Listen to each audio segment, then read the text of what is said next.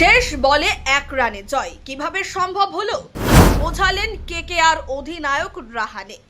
আর একটু হলেই হেরে গিয়েছিল কলকাতার নাইট রাইডার্স। যে ম্যাচ অজিঙ্ক্য রাহানেদের হাসতে হাসতে জেতা উচিত ছিল, সেই ম্যাচের ফয়সালা হয়েছে শেষ বলে।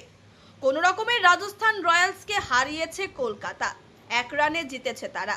কিভাবে তারা জিতলেন, ম্যাচ শেষে তার ব্যাখ্যা দিয়েছেন কেকেআর এর অধিনায়ক রাহানে।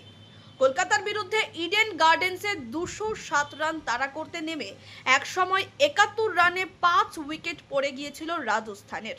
সেখান থেকে অধিনায়ক রিয়ান পরাগ দলকে খেলায় ফেরান। 45 বলে 95 রান করেন তিনি। শেষ ওভারে জিততে দরকার ছিল 22 রান।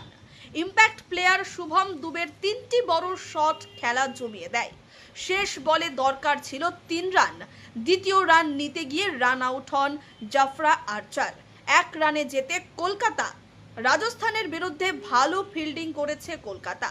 বিশেষ করে বলতে হয় রিঙ্কু সিংহের কথা। 2টি নিশ্চিত 4 বাঁচান তিনি।